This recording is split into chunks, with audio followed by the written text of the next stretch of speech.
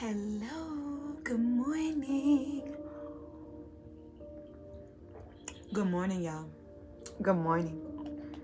How we doing? Y'all good? Everybody good? Everybody amazing? Everybody having a good Monday morning? I feel so good, you guys. I feel so good. Got up, put my makeup on. Gonna go out into the day and do some things. I got some meetings and things going on, so I had to get ready before I came on. But I hope you guys had an amazing weekend. You guys, my weekend was phenomenal. Like everything from Friday night, I celebrated with my cousin, celebrated their birthday, went out, had a good time. And then came home Saturday morning. Well, afternoon, I had Manifesting Sister Circle.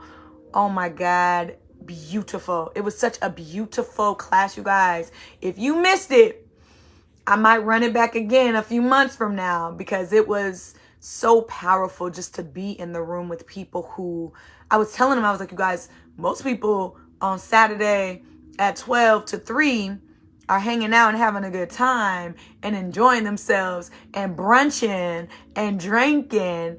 And you guys decided to come here and deal with some past traumas, work out some stuff, release the stuff that no longer serves you. Hello, somebody. Release the stuff that no longer serves you. And to be here to receive the things and to think about and to manifest the things that you want moving forward. What? Who does that on a Saturday? I was like, not everybody is doing this. Right? Which makes you guys some very special, beautiful, amazing women. It was a very small group of us, but we came together and it was powerful. God showed up and showed out. It was an experience. It was a beautiful experience. Manifesting Sisters Circle. I already knew it was going to be real. From the moment God gave me the name of the whole entire event, I already knew it was going to be real. So just the fact that it actually came into fruition and it happened, and everybody that was supposed to be there was supposed to be there. We had some cancellations, but it's okay. Everybody that was supposed to be in that room was in that room. For real, without a doubt. So it was beautiful. It was amazing. And then Sunday I emceed an event for a Book Prophets Club. So that was great. I had a good time. I love emceeing, you guys. I just love being on stage and talking to people and just sharing energy with people, right? Like that is what I love to do more so than anything else, which is why I'm an energy healer. Hi, I'm Brittany Wilder. I'm a wealth and wellness energy healer, and I help women, ambitious women, align and attract the goals that they want when it comes down to their wealth, their wellness, and their weight loss.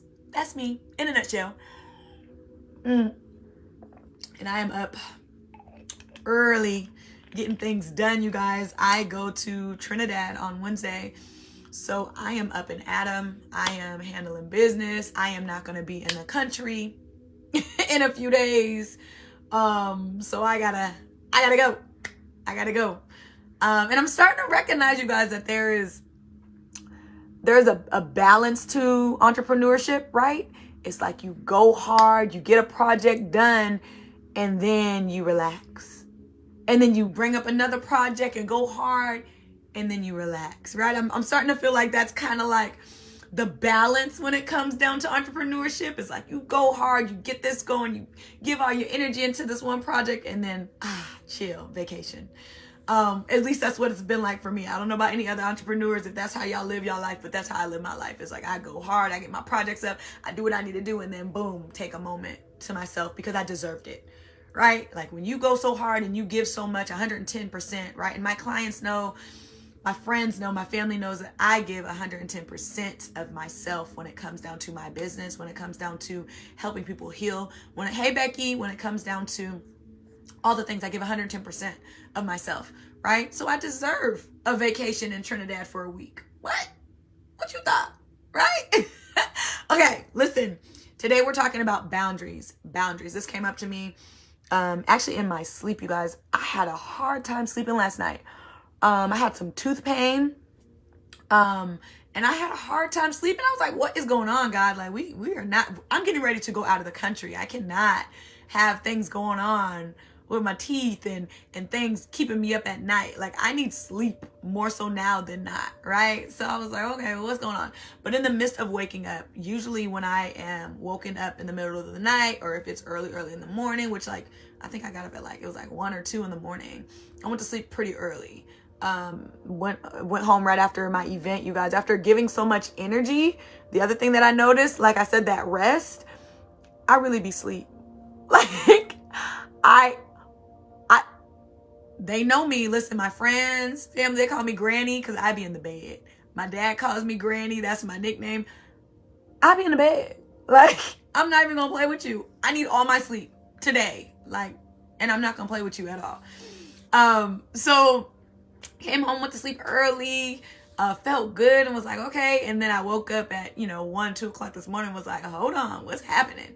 But in the midst of waking up, I know that there's always a message to be received, right? There's always some work to be done. There's something to this waking up, right? There's a little something to this waking up. So, I always am obedient, and I wake up and I pray and I do all the things, and it just is what it is.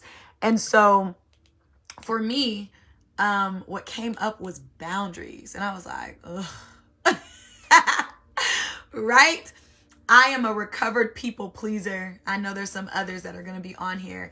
A recovered people pleaser, right? That's me. I know who I am. I know exactly who I am. Faithfully, right? Hey, Tyrus. And you guys, listen, because of knowing that, because of the knowledge of that, I have had to put in boundaries like I've never had to do before, right? In my adult age, right? Because all throughout being a child all the way up, I was people pleasing. I was doing things for others, making sure that others were okay instead of Brittany being okay, right? I don't know who I'm talking to, but I know I got some people pleasers that are going to be on here. If you're a people pleaser, drop some hearts, some purple hearts in the chat. Listen, so I know you're my tribe. I know you in here with me. People pleasing is real. And there's a lot of different reasons why we do it, right? There's tons of different reasons. I know for me, I'm an empath, right? Even as a child, right? Feeling things differently. So just wanting to make sure that everybody's happy. So instead of going against the grain, instead of being upfront and honest and having an opinion about things, well, I just kind of went along with things. Oh, yeah, okay, I got it. Don't worry, I can do it. Don't worry, right? That was me. Another thing was I needed validation. I did. As a people pleaser, it's like you need the validation. That was a big, huge problem for me. I needed validation from others. I didn't have the validation for myself. I lacked confidence, right? And so because I was people pleasing, that caused me not to put up boundaries, where boundaries were so very much so needed. Anybody who is an adult right now, you recognize that boundaries are needed. And I mean boundaries with everybody, right? I'm not just talking about you. Sometimes you need to have boundaries with yourself. It's so real, right? I'm talking about boundaries with your family, boundaries with your kids. Like, I'm talking about boundaries with your parents, your kids, your friends, boundaries.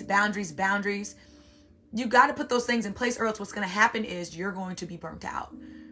You're going to turn into a yes man, a yes woman, and just do all the things. You just be doing all the things. And guess what? We don't have the energy to do all the things. We can do some things very well, right? We don't have the energy to do all the things. We need to save some energy for ourselves. And I think that a lot of us struggle with that, whether you have gone through some past stuff, some past traumas, because that'll do it alone. Whether you lack confidence, like I did. I lacked confidence back in the days, you guys. And surely because I went through a lot of childhood things that taught me that I wasn't of value, taught me that I didn't have worth, taught me a lot of different things that I internalized, which is kind of naturally what happens when we go through all kinds of traumas and childhood stuff and pain and hurts that we don't resolve, is that we internalize a lot of different things. And so that causes us to lose confidence, to feel like we need validation outside of ourselves, to feel like we need somebody else to hone in, when in all reality, we're the ones that got it. We're the ones that, right? It's self-confidence. It's not outside my self-confidence, right? It's about self, right? And so in this process of boundaries, I think the first time, you guys, I put a boundary in place, and be honest. And if you read my book, Bolder, Better, Wilder, you will know what this time is. I'm going to tell you guys a story. This is good. Little peach kombucha. Very tasty. So listen. I was 16 years old. I worked at Dairy Queen. Shout out to Dairy Queen, man. Shout out to Dairy Queen off of 72nd over in my hood, right? Back home in Tacoma. They gave me a shot to work as a teenager who needed a job, right? I needed a job, you guys. In high school, we were homeless off and on. So I needed this job. And I remember talking to this lady over and over again, going back and forth, and she finally gave me the job, and I was like, yes, God, great. And so because we were homeless, we were living in Motel 6s, my mom's Buick. You know, anybody who has my book, Bolder, Better, Wilder, you will read about that, right? That's my story. It's my truth. So we're living in hotels every other night, living in the car when we didn't have the money, that sort of thing. So when I got this job, my mom was, I think she was on unemployment at this time. But when I got this job, I was bringing in money, right? So it was another form of income. And I remember my first check, my very first check, I gave to my mom. And I think even my second check I gave to my mom, you guys, if I can be honest. She was like, you know, I need this money. We need to, you know, we need a place to stay tonight. And of course, I want a place to stay too, right? Because I'm 16 at the time, struggling to try to, I don't know, you know, the pressures of being a teenager and being in high school and having to have this rep and just everything being on the line when it comes down to who you are, right? As a teenager, right? You guys know it's real. Peer pressure is real. And so I'm like, okay, yeah, we do need a place to stay. We do need a shower. We do need all these different things. And it was me, my brother, my sister, and my mom. We all, you know, lived in the hotels and lived in her car.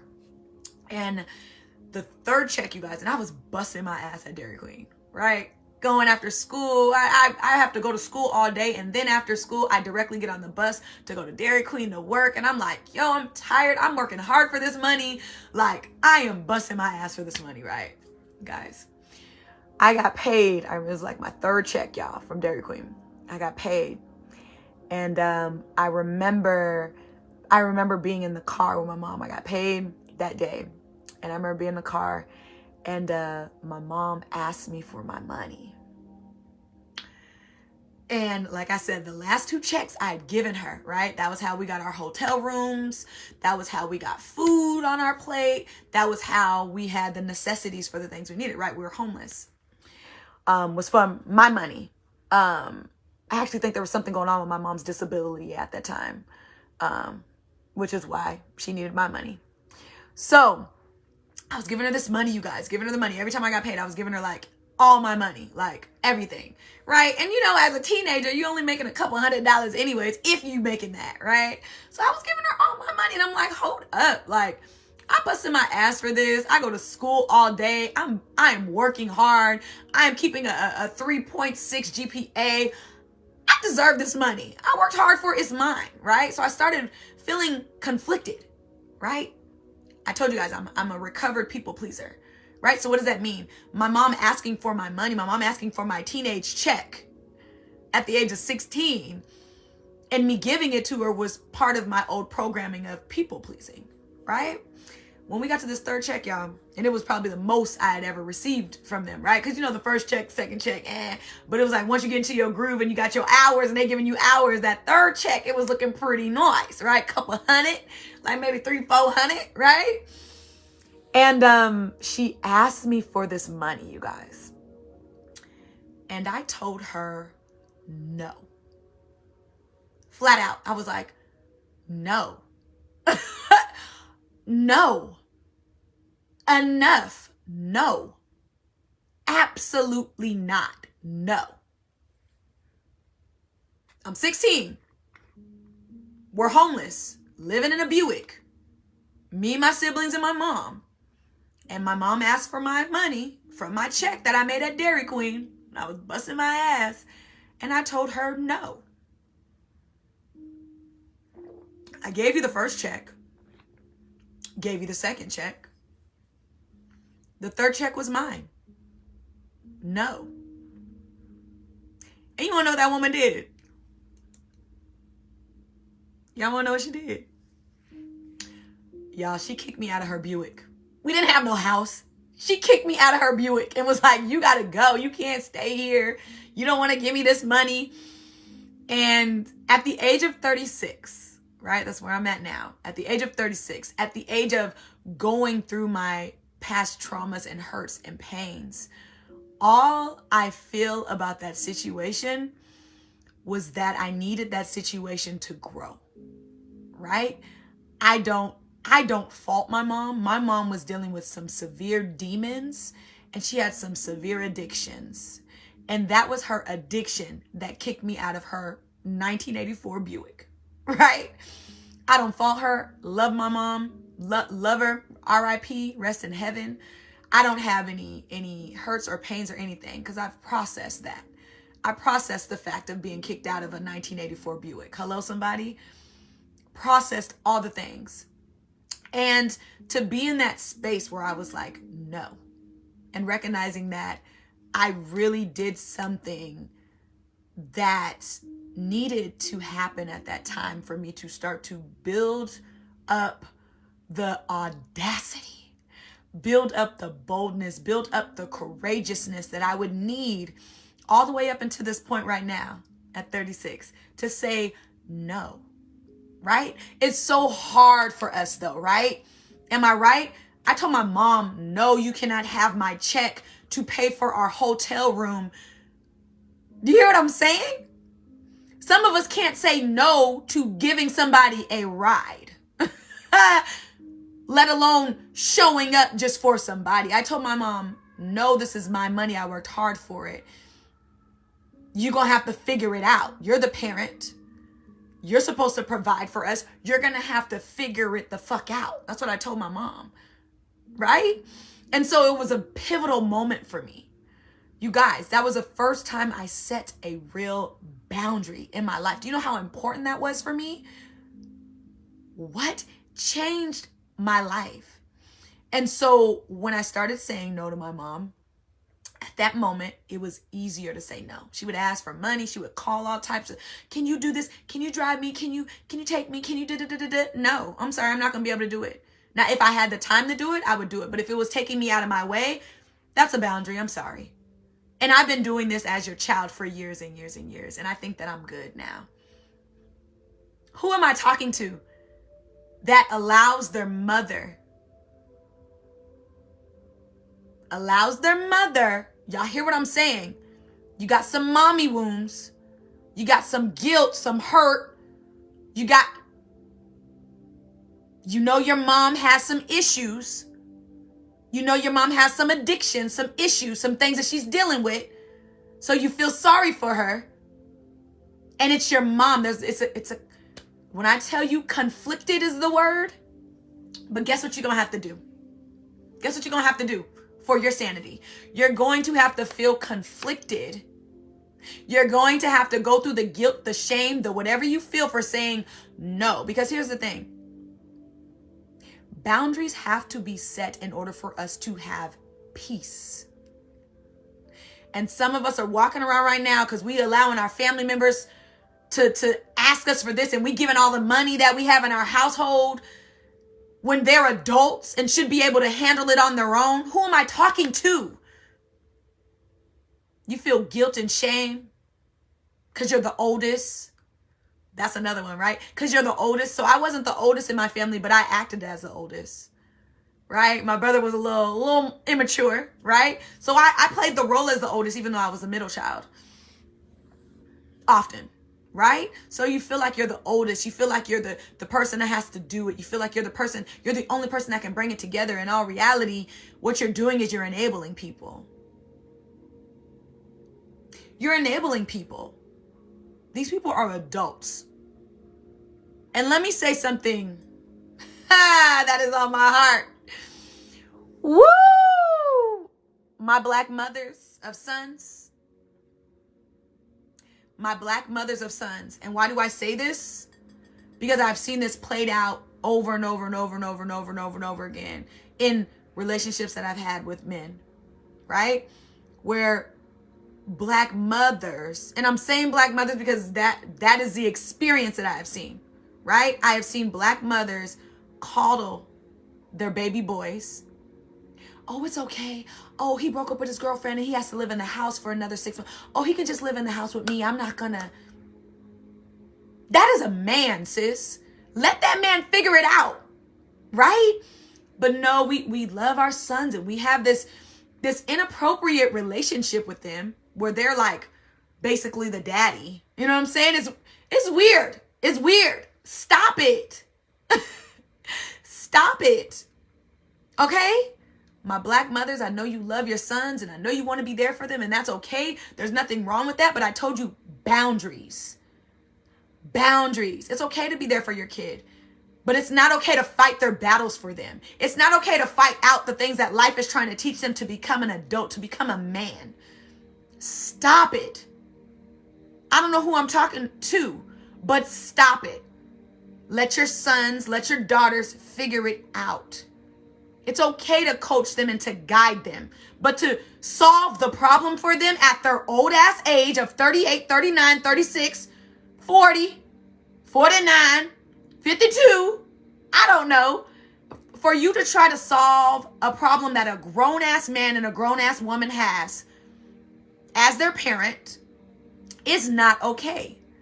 It is called enabling. Look it up.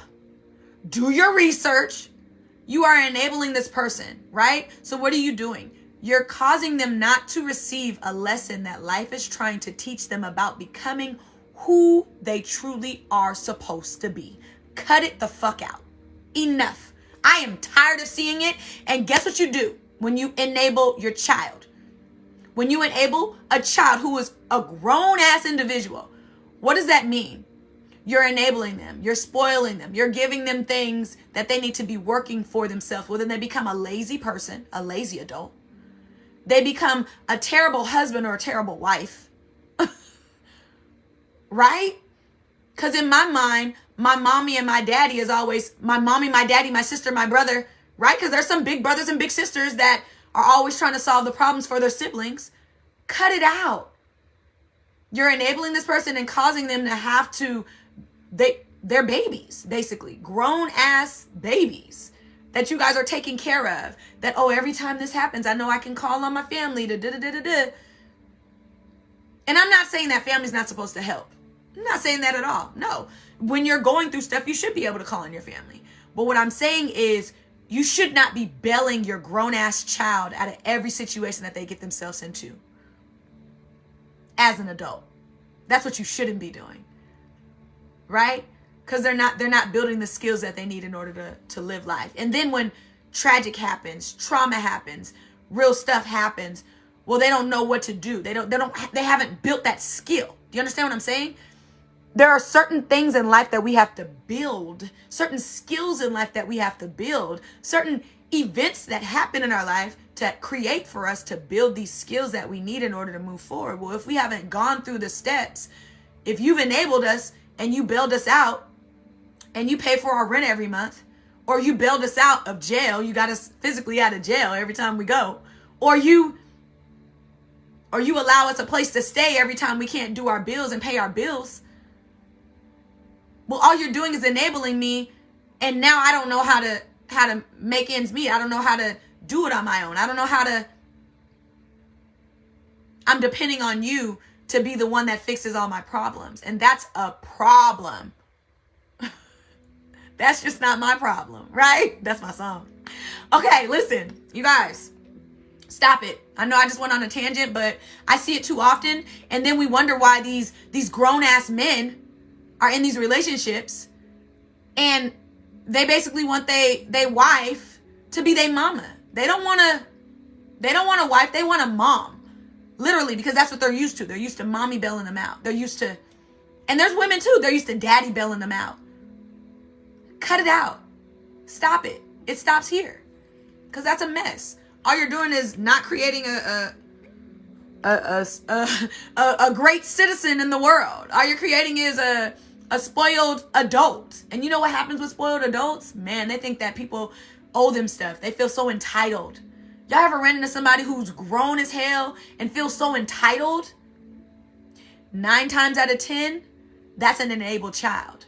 That's a child that's been enabled all the way up. Because now you've enabled them. You showed them that no matter what struggle they go through, I'm going to help them. I'm going to pay for it. They can come back home anytime. I'm going to be here for them no matter what.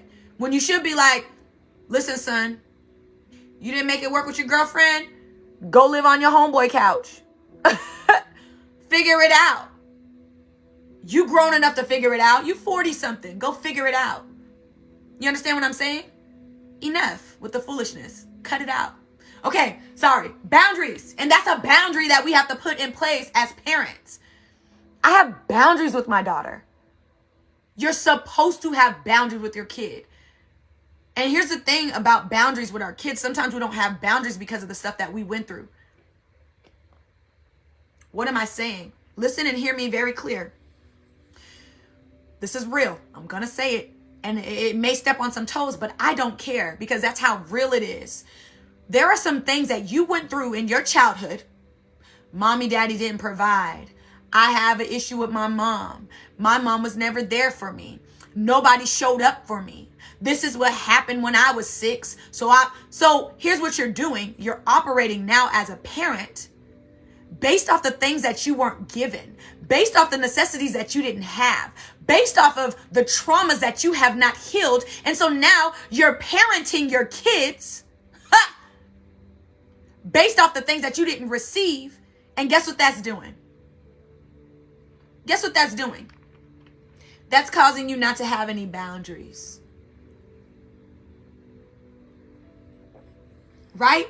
So now, because you feel guilty and you feel all this shame and you feel all this hurt and you feel all this pain about how you weren't given all these different things.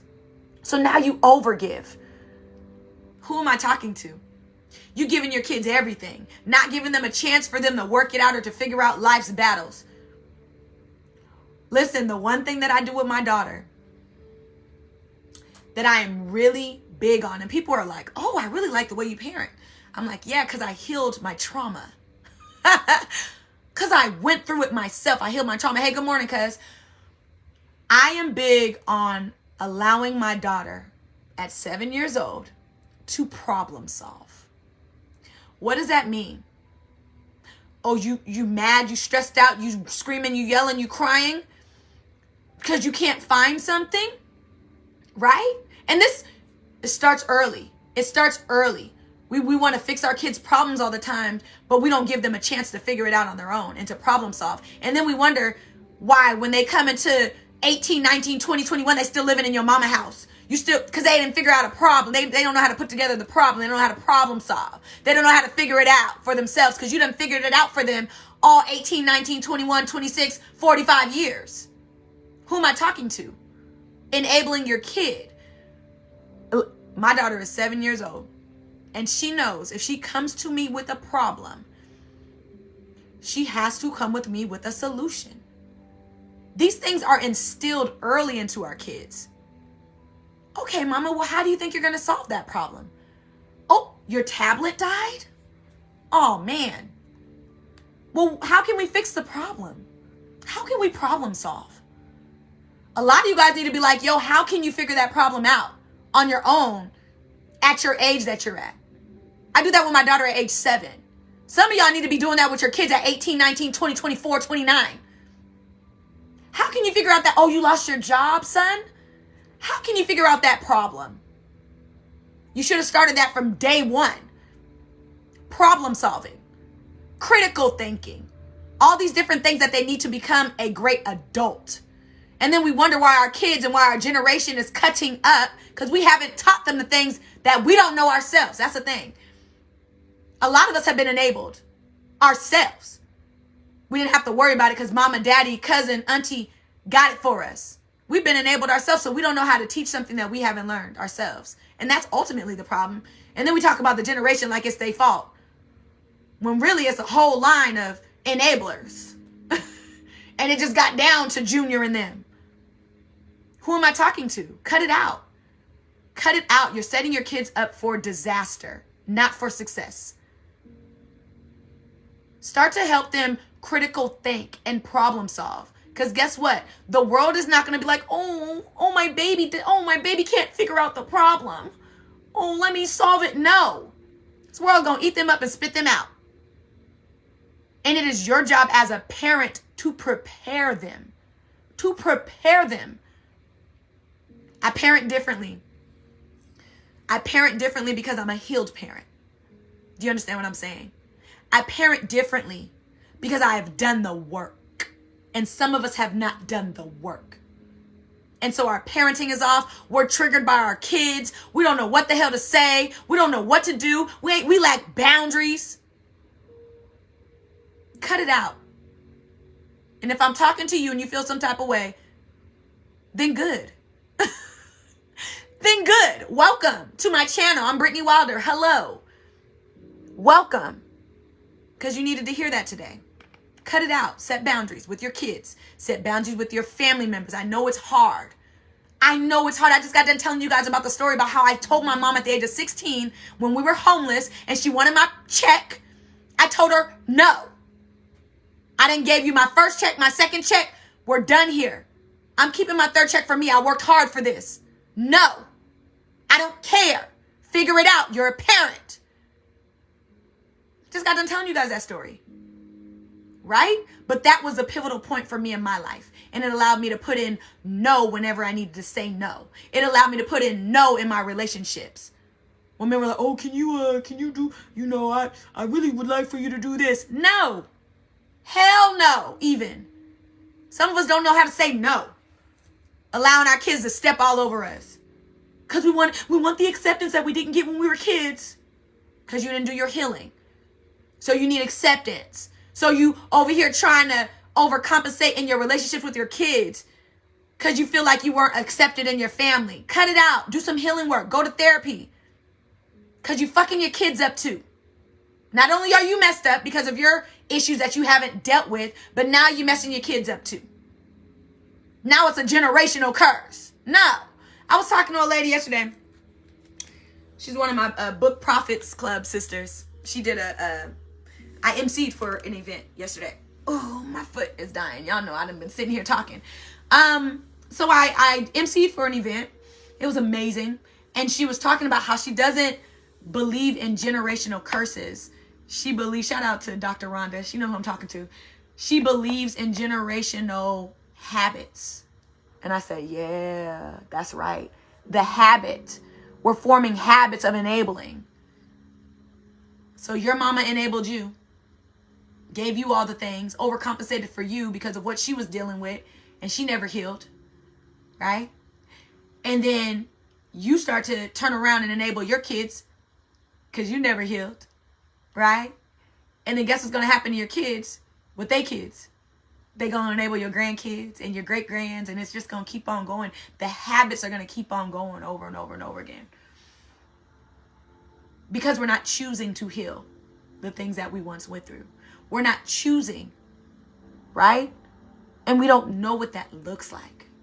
Hell, there was a lot of stuff that my mommy and my daddy needed to heal. And you get to a certain age where you can't blame your mama and your daddy no more. Now it's your turn. You have to soul search for yourself. Do you understand? I'm talking to somebody. You don't get to blame mommy and daddy at the age of 35, 45, 85. You don't get to blame mommy and daddy anymore after you become an adult. Because they did what they were supposed to do. Based off of whether you got all your necessities, based off of whether you got all of life's skills and goals, they did the best that they could do with what they could do, right? If they didn't know, then they didn't know. Stop blaming your mom and your dad for the things that they didn't know. They didn't have that skill. Stop blaming them and in turn, go out and do the research for yourself. Go out and do your healing for yourself. Who am I talking to? Stop blaming your parents. You're 25, 35 now.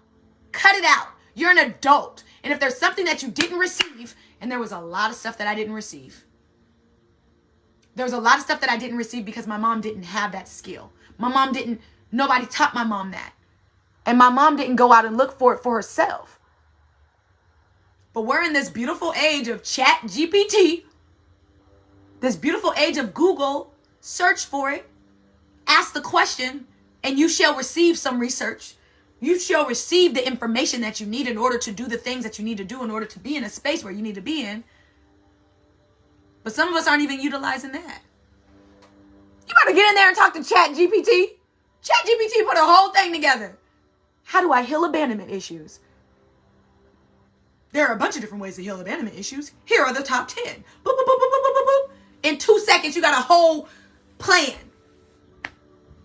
What? Y'all not utilizing your resources. Enough. You blaming your mom and your dad on things that you can figure out yourself.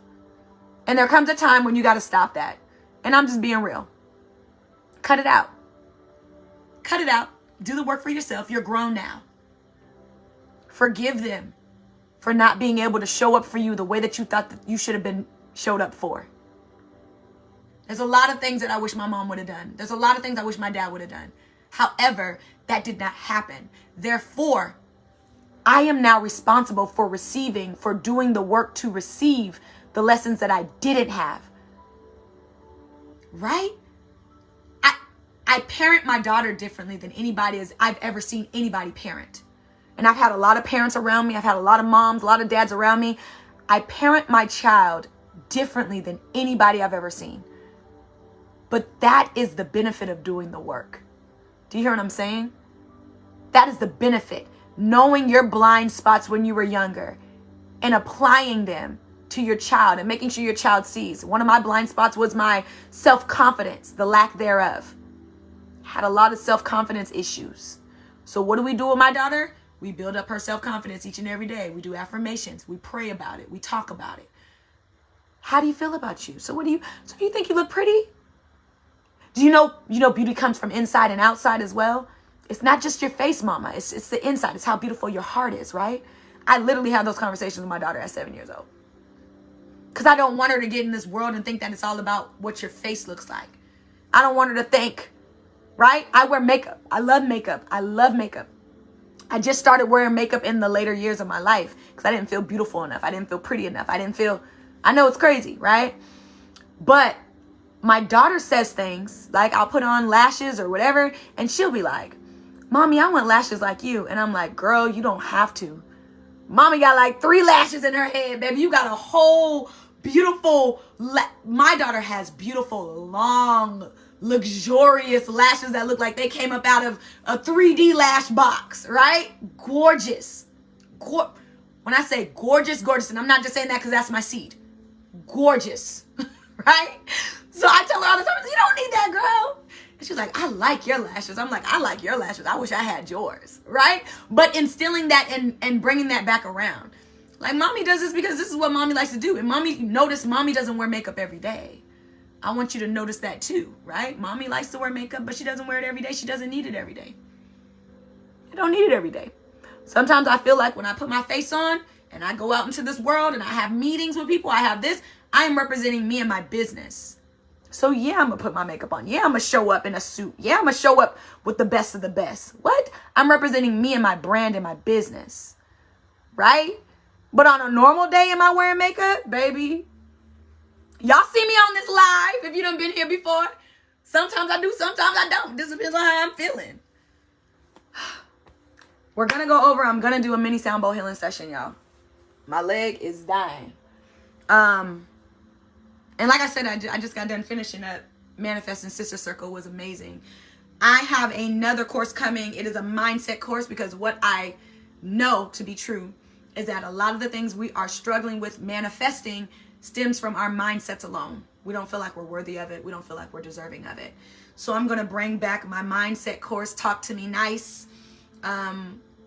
It'll start at the end of March. March 29th, we'll have a luncheon meet and greet. I'm excited for that in Atlanta. So if you coming to Atlanta at the end of March for spring break, right? Because that's spring break time. Come on over to Talk to Me Nice luncheon. It's getting put up on Eventbrite. It'll be up on Eventbrite today, and I'll post it again. But if that's you, you know you need to be in the vicinity of people who are willing to do the mindset and change their mindset. The work to change their mindset. Hello, somebody.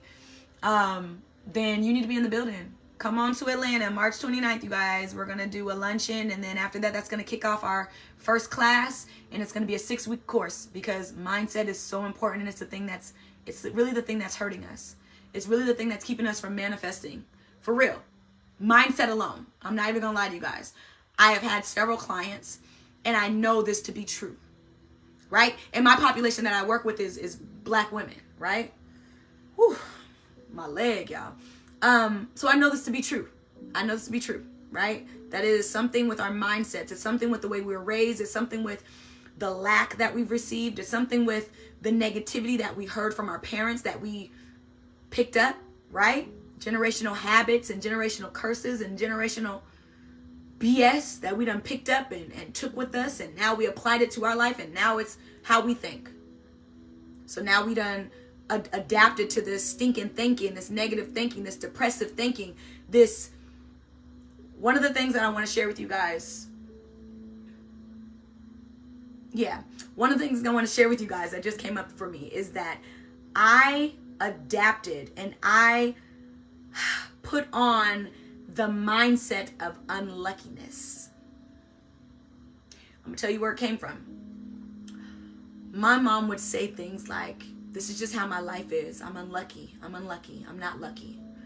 I'm not lucky. And so what did I do? I adapted that, and I went out and I utilized that, and things would happen in my life, and I'd be like, I just don't have luck. I'm just unlucky. I'm unlucky. She would say that so often, you guys, that as her child, I picked it up and was like, oh, well, I guess I'm picking up right where my mom left off. That was early on in my teenage years, right? We're just unlucky. We're homeless. We're unlucky. You know, we go to church, but it's unlucky. Everything's unlucky.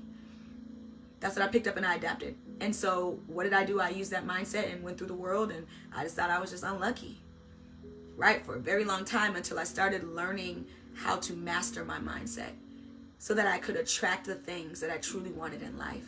And it's been a game changer.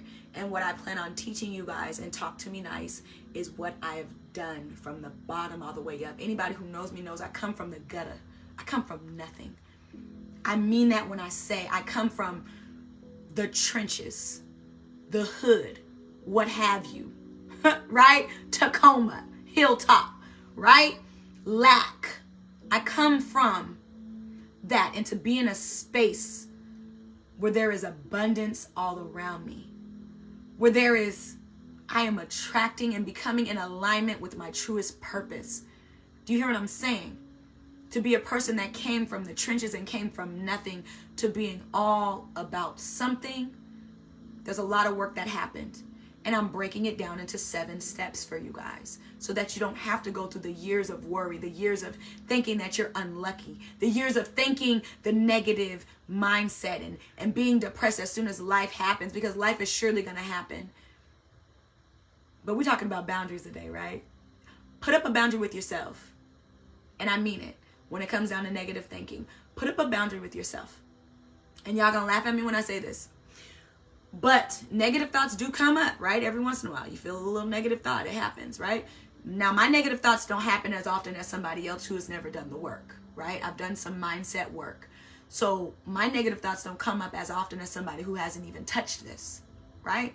But they do come up occasionally, right? And when I hear a negative thought, this is a boundary that I have with myself. When I hear a negative thought, I capture that thought. I think about why I'm having that thought, right? Because we don't even think about why am I even thinking this about myself? This is crazy. I think about why I'm having that thought, right? And then after that, what I do is I battle that thought with an affirmation that is the opposite of that thought. So if it's something like, this is one of my old programming thoughts, limiting beliefs that I used to have, is I am not enough. That used to come up all the time. I'm not enough. I don't feel like I'm enough for this. I don't feel like I'm enough for this job. I don't feel like I'm enough for this man. I don't feel like I'm enough for what have you, right? That was one of my limiting beliefs that I held on to for a long time, and it would come up often before I did my mindset work. And when I would hear it, I would say, I'm more than enough. What? I have all that I need to be enough. What? It's right inside of me. Everything that I need is right inside of me. God has given me each and everything that I need to be enough in this moment. Because of the fact that I am alive and I am breathing, I am enough. Because of the fact that I am going to continue to keep moving forward, I am enough. Do you hear what I'm saying? A lot of times we just let these negative thoughts roll through us. These thoughts of depression and hurt and pain. We just let them roll through. No, capture that thought. Do your mental work. Figure out why it's coming up, and then battle that thought with something that is positive, that affirms you. You hear what I'm saying? That's a boundary that I put with myself. I don't allow anything negative to flow through my mind. What? Oh, you want to, right? Because if we talk about the enemy, right? The battlefield is in the mind, right? We talk about the enemy. So the mind is where it's going to be hit the most, which is why I love what I do. I love being an NLP coach. I love what I do. Why? Because what I have learned in NLP, what I have learned becoming a master in hypnotherapy, what I have learned becoming a master on a master level in timeline therapy and the work that I do, I have learned to be in the battlefield of the mind and not be hurt at all and be peaceful and to be calm fighting the storm. It's a skill that a lot of people don't have. But I'm thankful for finding NLP, neuro-linguistic programming. Look it up. That's what I am highly trained in. That is what I teach my clients, and that is why I have the success that I have with my clients.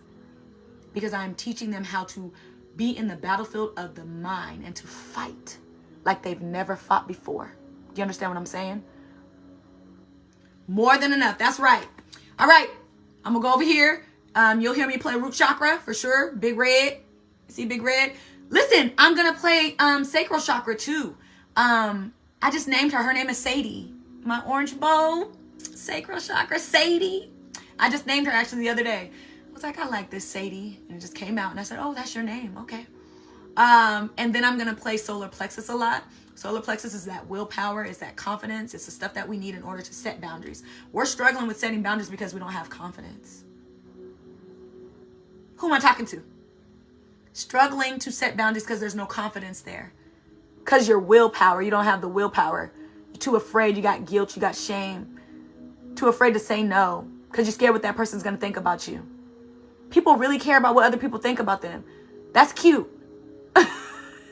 That's real cute. No. But I know what that's like because I used to be like that too. I used to be so worried about what people said about me, what they thought about me. Oh man, they gonna think I'm crazy. They gonna think I'm da-da-da-da. They gonna think I'm whatever the case is. I don't care. Think what you want. I know who I am and whose I am. That's the confidence that I have, which is why I'm able to set boundaries. Boundaries. Okay? Boundaries. Here's the other thing that's coming up for me. Divorcees, people going through separations with kids. Boundaries. Boundaries like you've never set them before. Boundaries. Do you hear what I'm saying? Boundaries. I set a lot of boundaries in the process of getting my divorce, in the process of separation, due to him being so hurt that he tried to hurt me just as bad as he was hurt. Do you understand what I'm saying? And that is something that is common in breakups. That is something that is common in divorces. That is something that is common even in friendships. Boundaries. Do you hear what I'm saying? Set the boundary. I don't care how crazy you look. I don't care how nuts it looks. Set the boundaries. Now, in my particular situation, I refused to see my ex when we were in the midst of him acting crazy and being just spiteful. Right? I refused to see him. So what did that mean? I set a boundary and he did not like that boundary. And it put his family members and my family members in the middle of what was going on between us. But I was like, absolutely not. And I stood 10 toes down on that boundary. Stood 10 toes down. And I'm so thankful for my sister-in-law. I'm so thankful for my sister. I'm so thankful for my cousins that showed up for me. The people that showed up for me. And it was a boundary in the fact of, I don't have to see you and I don't have to deal with your bullshit that you're putting on me because you're hurt about something that I did to protect my peace and to move forward in my life. I don't deserve that first, right? And I'm not going to stand for that shit, right? Boundaries. Oh, I don't know what happened. Facebook's doing some weird stuff. Boundaries. So if you're going through a divorce, you're going through a separation, and you guys have kids involved, feel confident about setting those boundaries. What works for you? What is going to keep your peace? What is going to help you? And when I say people cannot stand when you start to set boundaries, Because they love to use you and overuse you when you giving up all this and you giving that and you giving the time and you giving the money. And then the moment you say no, oh, it's a problem. Oh, you too good now. Right? I don't know who I'm talking to about that. But listen, I done been in some situations where, listen, it was a boundary. Boundary. Okay? Set the boundaries and know and stand 10 toes down on your boundary. Right? And your boundary is for you. There were a lot of things that I would say that I'd be like, legally, I need to do this. And he'd be like, oh, I need to see your legal paperwork. No, you don't. It's what I need to do. Because here's what I do know. And what I have heard and what I have seen in the process of people, when people are going through divorces and people are losing their person and people are hurt about that, they get a little kooky, get a little crazy, right? That's how you see a lot of homicides happening. And I'm not saying that that's what my ex was capable of, but I didn't know. Because this person right here, I don't know who that person is. I know who you showed me the 8 years that we were together, but I don't know who this person is. So let me protect myself. Do you understand what I'm saying? Boundaries. I don't know who this is for, but that came up for me strongly. So if you're going through a separation, a divorce, feel good about putting your boundaries in place. If you have to go and get a court order, know that you're protecting yourself. And it may just be court order for that time while emotions are heightened, right? Because at this time, I can see Larry's dead at any time. That's fine, whatever. I don't have any malice towards him. I am forgiving that man for all the things, right? I am good. I'm happy that he is in her life. I would never keep him away from her. And we're in that space, but it took us years to get to that space, understand, right? Because emotions are heightened. Things are happening. That life is happening. We're losing things, right? It's grief, right? Ultimately, what we're going through is grief. So we react differently when it comes down to that grief, right? So even if you have to put something in place for a year or two or whatever until you guys can actually get it together to actually work together and co-parent effectively, then there's that. And that's what I had to do. That's my situation, right? So I had to do in order to co-parent. I had to put in some boundaries out the gate. And I meant like, you don't get to call my phone. You got to call her tablet. Like it was real. Like it was real for a while. But I had to do what I had to do for me. And I want you to feel comfortable with doing what you have to do for you. And knowing that you doing the best thing for you is the best thing for your baby, your babies. Got me? Because mommy has to be okay in order for the babies to be okay. Daddy has to be okay in order for the babies to be okay, right? So put the boundaries in place. Do the things you got to do. Y'all got me? I know we're talking about boundaries. I'm about to go play the sound bowls. Nobody got no questions or nothing. Everybody good? Okay, everybody good. I'm going to go play, and we're going to go from there, y'all. Thank you for joining me. Let me go. My leg is tight. Oh. Woo. Okay. I don't know if this is all right, y'all. I just put this back over here. And if you're on with me, yep. See, my bows are too close. That's the only thing about moving them. Sometimes they're too close. Sometimes they're too far. All right. If you're on with me and you're going to listen to this mini sound bowl healing session, I want you to go ahead and take a deep breath in through your nose and out your mouth. Another deep breath in through your nose and out your mouth. You guys, I want you to set your intentions about what you are receiving, what you are releasing. This live was about boundaries, and we're struggling to set them because of our family members, because of our kids, because of our friends, because of our issues with people pleasing, because of our guilt and our shame that we feel, because we lack validation for ourselves and we need to be validated by others, because we have abandonment issues. That just came up for me. Some of us with abandonment issues will get anybody to be on our side, right? We need allies. Ooh, I don't know who that's coming up for. A lot of the times with abandonment issues, we need allies. We need people to love us. So we value so much what they say about us, what we do. So we feel like we have to overcompensate, even though we don't truly want to in our heart of hearts. We don't truly want to go all the way out and do all the extra things, but we feel like we have to in order to have them speak about us in a certain way. love on us a certain way, accept us in a certain way. Stop it. Set the boundary and release the guilt, the shame, the abandonment. Do your work on your abandonment issues. Abandonment will get you caught up in so many situations. I know because I've dealt with abandonment issues. Work on your issues. Y'all got me? Okay, deep breath in through your nose. Hold it. And out. Another deep breath in through your nose. Hold it. And out. Thank you, God.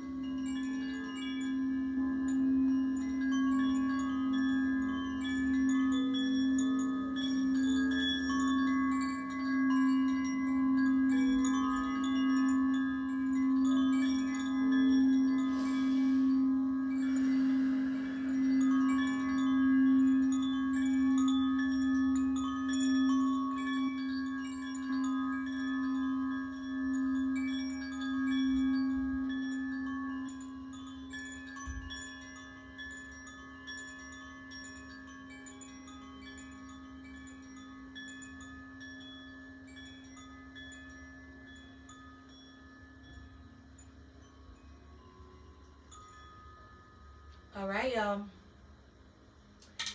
Boundaries. Feel okay to set the boundaries. Confident enough to set the boundaries. We're not walking forward, allowing people to step all over us. Okay? We're not walking forward, allowing people to step all over us. Allowing people to do whatever, say whatever, ask for whatever, because they sure feel fine enough. They don't have no boundaries with you. They can ask you whatever, right? Put the boundaries in place and gain some freedom in your life, okay? I promise you, the moment I said no for the first time at the age of 16, freedom came with saying no. Freedom. Freedom. Now, don't get me wrong, it was hard, right? Because I told my mom no. My mom that was suffering from addictions, no. And I felt some type of way. My siblings made me feel some type of way, all kinds of stuff, right? So there may be some issues that you have to deal with and you have to work through, but that's okay. That's part of the process. Tell the people no, or else they're going to continue to ask you. They're going to continue to use you. They're going to continue to what have you, okay? Tell them folks no, not today. Or do it on your own time when you have the time to do it. Don't allow nobody. And I do that even now. You can't, listen, the way I value my time, you don't get to tell me how to use my time. Now, if I choose to do something, I'll choose to do that because I chose to do it. You don't get to force me into anything. I told y'all, I started setting boundaries at the age of 16. I am a beast at the age of 36. It's 2 decades. It's 20 years that I done set boundaries between, you name it, everybody, my parents, siblings, friends, boyfriends, job. Ooh, I know a job hate to see me coming because I'm, listen, boundaries. Some of y'all need to set some boundaries with your job and let them know you going on that vacation. Okay? Set them boundaries for peace of mind. Ultimately, it's about you. You got to be okay with it. Okay? And what happens when you're not okay with things happening in your life, you feel like you've lost control. And then you struggle doing other things to try to get the control back. And then it's a whole vicious cycle that you don't want. I'm telling you don't want it. Want to know how I know? You know it. I done already been there, done that. Set the boundaries. Feel good about setting the boundaries. And keep setting boundaries. Once you set one boundary, well, you're going to find out that you're going to have to keep setting them until people fully understand what you're talking about. Until people fully understand and get it and they stop asking you about the certain things that you're like, that's a boundary. You don't get to ask me about that. That's a boundary. You don't get to do that. That's a boundary. Who am I talking to? Set them boundaries and keep setting them. Keep saying no. It's a complete sentence. Keep saying it. No, I'm sorry. You want to know something that helped me too? That I say when I'm being nice, but it's really no, and my friends know it's really no. I respectfully decline. Isn't that a nice way to say no? Don't y'all love that? Don't you love that I just taught that to you guys today? I respectfully decline. Respectfully, I decline. Right? Don't y'all love that? I love using that. I'm not gonna lie to you guys. I love to be like, I respectfully decline. But that's cool though. You got it. It won't be me doing it, but you got it. And they be like, no, do it. I'm like, no, I'm sorry. It's a boundary of mine. I'm gonna stick with it. Love you.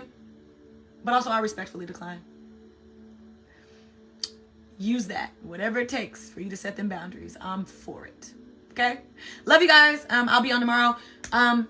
Look out for Talk to Me Nice. If you're not already on my email list, get on my email list so you can get the emails.